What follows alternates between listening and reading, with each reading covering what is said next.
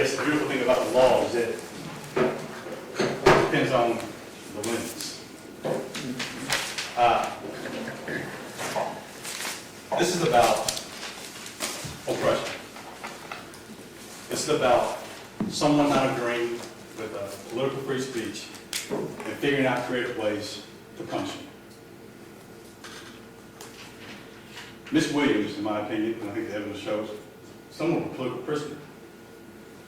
She made a decision after watching a person get murdered on television to use her voice to fight for what she believed in. The tactics, the oppression, people don't agree with it. But her voice, it spoke out for the marginalized. Her message was for the disenfranchised. Most importantly, the oppressed. And what did she do? Well, you're going to find out on June the 12th, her sister decided to have people jump over a metal fence and lie down on the sidewalk for over 8 minutes in honor of George Floyd. That happened across Earth. Across Earth, human beings decided enough was enough. Across this planet, people who all look different decided maybe we need to examine how we treat people. And then a spark happened. We started debating whose lives are more important. But that's a fact. Now, as these earthly issues of humanity came to the surface of television, it hit your little small town in Lexington. Across the planet Earth, everyone looked at this issue differently. Across the planet Earth, everyone decided how to treat people who were protesting.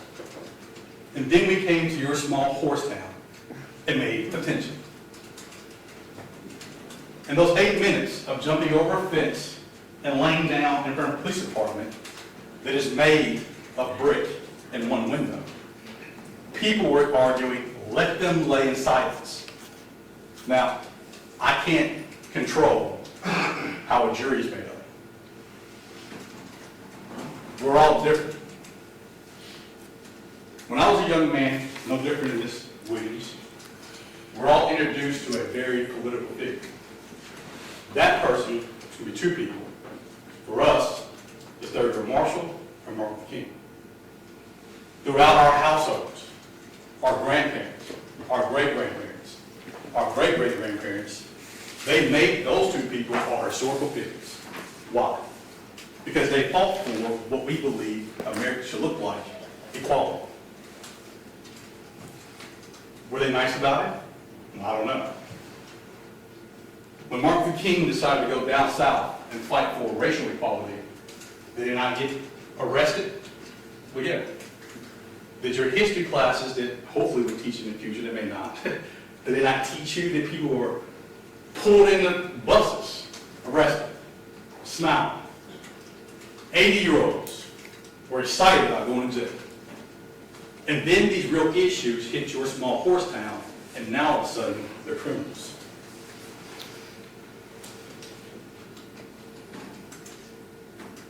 In 2019, this disease hit this world. It's called COVID. For the first time, the planet Earth shut down.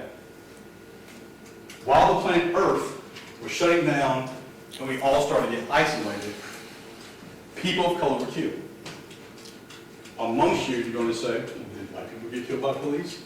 Well, yeah, that's common sense. People get killed by people, everybody. Some of you are going to say, don't black people kill black people? Well, yeah, that's an epidemic and a problem too. The issue before you was, for us, Ms. Williams, and my staff, we have to go home to our children and we have to tell them, well, where were you when you turned on the news and you heard a man say, I can't breathe? The conversations you have to have, that aren't always pretty. Then people, no different than me, no different than Ms. Williams, no different than my staff, well, we decided to do something. There's a man, his name is Martin Luther King. I believe he's quoted saying, our lives begin to end, the day we become silent about things that matter. Now, I applaud the county attorneys, the Lexington Police Department. Our silence made them feel good. But our voices, well, that turned into a criminal. The evidence is going to show Ms. Williams not the leader. She decided with a bunch of friends, let's bring attention. Now, they made piecemeal their case together. Ms. Williams and her friends also went downtown and wrote on sidewalks names of people. They'll call that escalation, we'll call that protesting. Protesting is in the eye of your oppressor. The person in power is never going to give it up, so if you voice your concern, they're always going to say you're not doing it the right way. Who's the judge? They started to talk. They started to get angry. And a part of it, they have a strategy to say how to get attention. Well, we're going to use foul language. Well, the law is not against it. We're going to walk downtown and march. Well, they're saying that was a problem for safety, but the police, judges, prosecutors, citizens, everyone participated in it. Well, if they broke the law, then the courtroom should be filled up with everybody who did it. But you can't do that because it's too many participants. They marched. They beat a drum. They argued about justice. They argued about police accountability. They wanted changes done. And the odd thing is that back in 2020, everything Ms. Williams was not silent about, the citizens, your mayor, your city council members, well, they pretty much adopted all of them. There goes the characters. The Fraternal Order Police. They represent, they're the union for the police department. Well, if you understand politics in your city budget, they control a lot of it. Their rights, their protections, their health care, their status. Well, they were all coming up to the table to be renegotiated. This case is not about Ms. Williams being unpleasant or rocking your horse town's political climate. This was about Ms. Williams and the FOP. She was educating the public about the contracts. What are we giving them all this money? Not disenfranchising, not taking the money away, saying, why don't we have some social workers look at all these issues? And then you're going to find out through their list, no offense, through their law enforcement employees, that bothered them. Now, the conduct they've been doing in March, the conduct they've been saying in April, the marches they were doing in June, well, they don't become a problem until June 12th. They don't arrest them in May. They don't arrest her June 1st, 2nd, 3rd, 4th, 5th, 6th. They're going to show they arrested the riots. In fact, they're making the confessions. She never advocated for destruction of any property. That was his language. She never even asked him to destroy anything. That wasn't my words. That was his. She destroyed nothing. So then what we're doing today. Because it's pure police embarrassment. That's it. So her sister, April, her friends back there, some of them, they go over a middle barricade on a public street in front of our police department, and they lay down. And they're saying, don't arrest us, let us lay here in silence. They don't arrest Ms. Williams then. They wait until the morning after, or hours later in the morning, and they arrest her walking to her car. And they're saying that you engage in conduct. I'm going to butcher this word. I'm a good lawyer, but some big words I'll butcher. Tuneless and violent conduct. Tuneless and violent conduct is what she did by asking people to lay down in silence. That's the law. Violent conduct. Yet, you're going to hear no evidence to suggest, and the government's agreeing, that she asked anybody to destroy anything. We heard a prosecutor talk about John Rowe. Well, a fact. He is not the first African-American lawyer in Lexington. For those of us who want to be lawyers, we actually have to learn the history of the black men and women who came before us. The first African-American lawyer in Lexington came back in the 1800s. His name was Yellow. John Rowe was just the first African-American lawyer to fight against desegregation. He helped fight against desegregation in UK law school. So that black lawyer group, kind of weird, they used to be the president of, they named it after that in homage to the men who fought for racial equality. So these black lawyers, under my lead, they decided to do an event at Southern Christian Church. Well, then it was a fraction of the group. Well, Southern Christian Church made some statements prior to that a lot of black lawyers felt like if we're going to make a statement on racial equality, we're tired of going to their neighborhoods and make them come to our churches. Let's have some real conversations. So then a group, fraction of that. Sarah, her sisters, others, they were blocking police chief from going there because they wanted to have a conversation in their neighborhood. But the weird thing is they keep talking about April, not Sarah. And the evidence is going to show that all those who were involved with Chief Weathers, they were charged. That wouldn't be Sarah. She was on a bullhorn using her voice, talking about the injustice of the system. That's not an incident. So she was not charged. They go to a church. I guess in this Minniefield, they offended people. I wasn't offended. I was there. And they stopped certain conversations. They want to have a certain dialogue. Southern Christian Church is a proper place. If they believe they committed a crime, they were arrested for trespassing. They didn't do that. So then Sarah says, we're going to take this to the next level. We're going to go downtown where on that night on June 12th, they lay down on the ground. And they charged her for inciting a riot. The most important thing you're going to discover during this time period, when all this happened, the governor, well, he shut down society. He shut down my business. I had to pay my employees and I even work. He shut down a lot of hotels, a lot of business downtown. The mayor closed down the city. A government. It was a ghost town.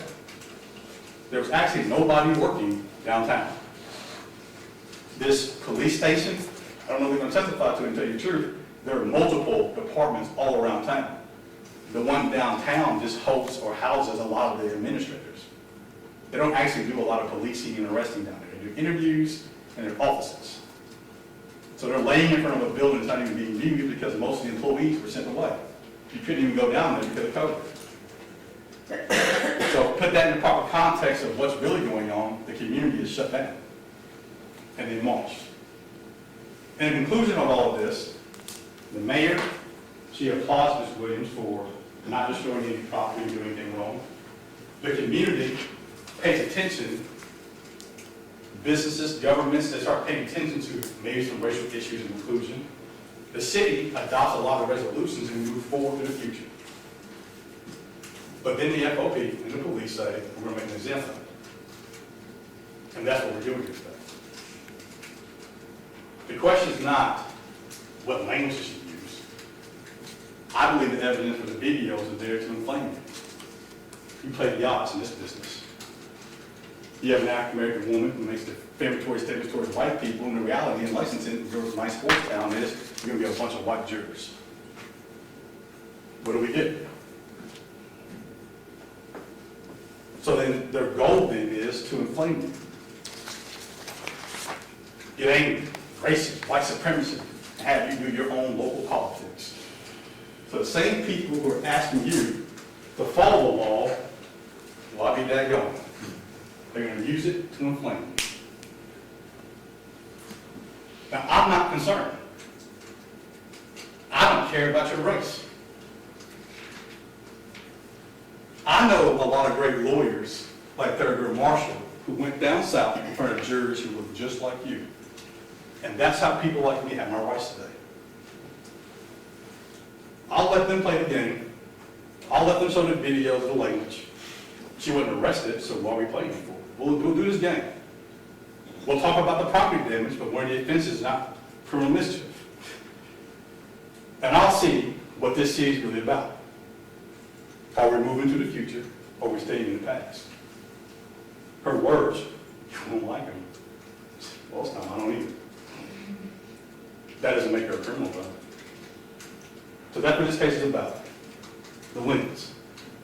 Whose privilege, whose oppression, whose ideology, who's going to prevail over who. And in the end, we're going to walk away with a win. You say, well, young man, that's very arrogant. It's not. You have to follow the law. You have to determine if Ms. Williams engaged in a riot. And if she did, where's everybody else? Did she get 5 or more people to engage in tuneless and violent conduct? No. Did that window with the police logo on it, was it destroyed by her? He already told you. No. Did she tell anyone to violate the law in the sense of destroying property or hurting someone? No. Did she celebrate getting arrested? Yeah.